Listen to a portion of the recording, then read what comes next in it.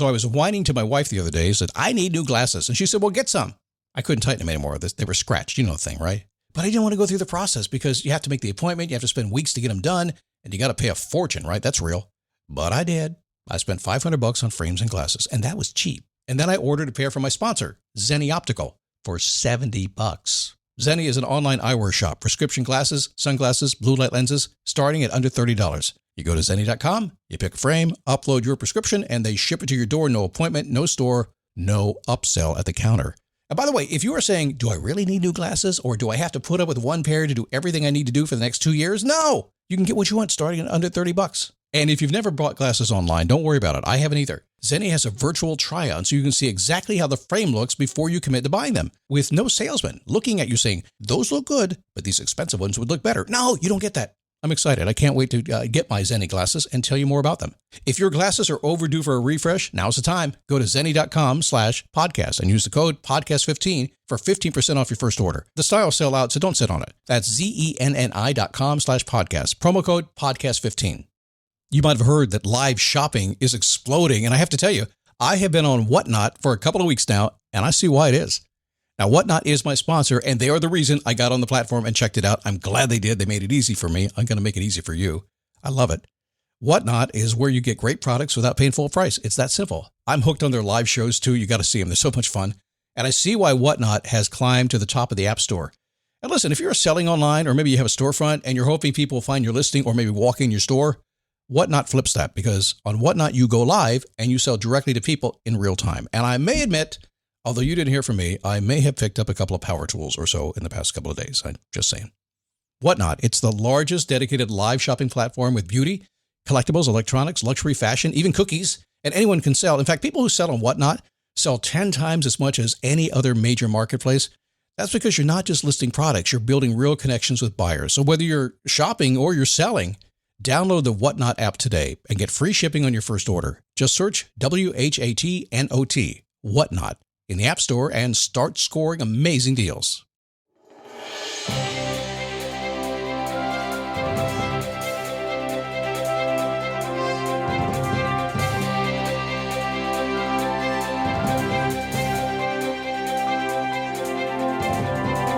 How are you? Happy Tuesday. Come on in here. By the way, this is a backup podcast because we're going to be doing the show live on YouTube. And there was one little thing that had to be fixed, and I felt let's have a backup podcast in case I didn't get it fixed. So if you're hearing this today, it's because I didn't get fixed. And if not, well, never mind.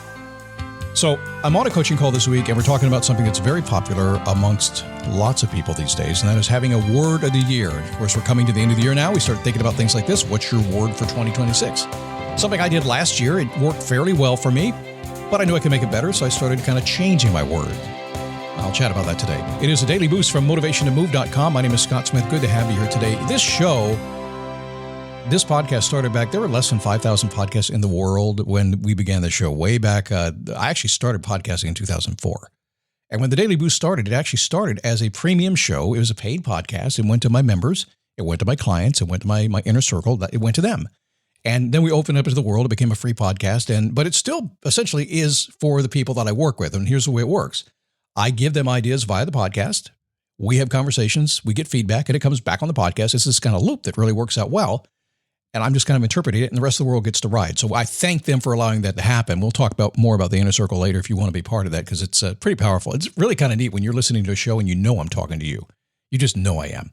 I know a lot of you think that way anyway, but sometimes it's actually really, really true. Let's talk about this word thing. Having a word. Now, one thing you have to understand, just the way my Scott logic, my brain, the way it thinks is this. I do what I call observational motivation. What do I mean by that? Well, it's like a comedian that is observational comedy. You look at the world and you find what's funny in the world and you make a routine, right? To me, observational motivation, a coin I termed 30 years ago, is I look at the world, what's working, and I just observe it. And if it's working, I do more of it. And if it's not working, I don't do it. That's it. So a lot of things that are out there these days have been talked about forever and ever and ever. And don't get me wrong, a lot of the tactics that we can employ, they work from time to time in the right season for the right reason. It just depends. Don't get me wrong. It all works. But just from a pure practical standpoint, I say, how's that working for those guys? And should I do more of it? So I took on a word last year. There was a book about having a word of the year. and I took on a word. My word was joyful, and I named it Joiful. My wife's name is Joy. She spells it Joi. I was smart on because I just told her all year long, yeah, I named my year after you. It's what I did. But truthfully, I kind of shed the desire to be happy all the time because I noticed that was so fleeting. And I said, but I can be joyful all the time. I can do that. And so I have run with the joyful word all year long. It's been a lot of fun. But it was time to get a new one, and it still wasn't quite enough for me. So what I did was I got on my inner circle call this week.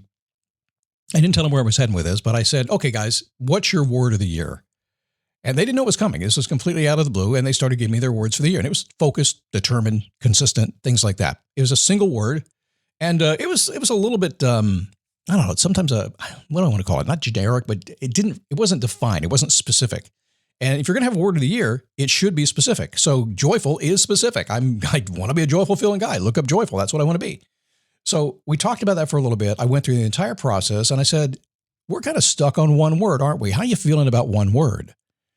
And the conversation kind of went on to be, well, kind of trapped. It doesn't really explain. And this is one of the traps that happens with personal growth. If we can get it down to one word, one high concept word, high concept meaning you instantly understand what it means. High concept is something they use in the movies. You probably heard that before. It's like Jurassic Park. You kind of know it's about a park with dinosaurs, right? Or Jaws. You kind of get the idea what that is. So when you have a high concept word that you're living by, you instantly understand it. But in the world that most people live in and trying to become a better person, we just overcomplicate this crap. We just do. We're like, well, let's let's make it really fancy, make it a code word. Let's add let's make it a sentence. Let's make it a mission statement. No, it's one word. It's all we want.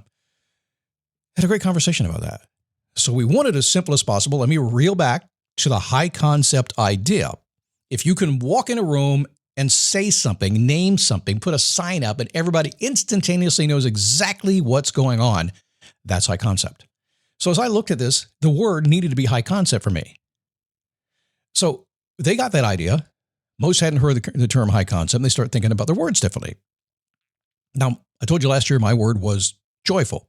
And I also said I did it because happiness is fleeting. And I for the longest time, I was really convinced that we were put on this planet to be happy.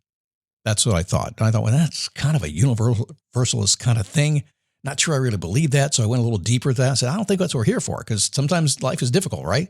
Well, we can joyful in any situation. We really can. So that's why I chose the word and went after it.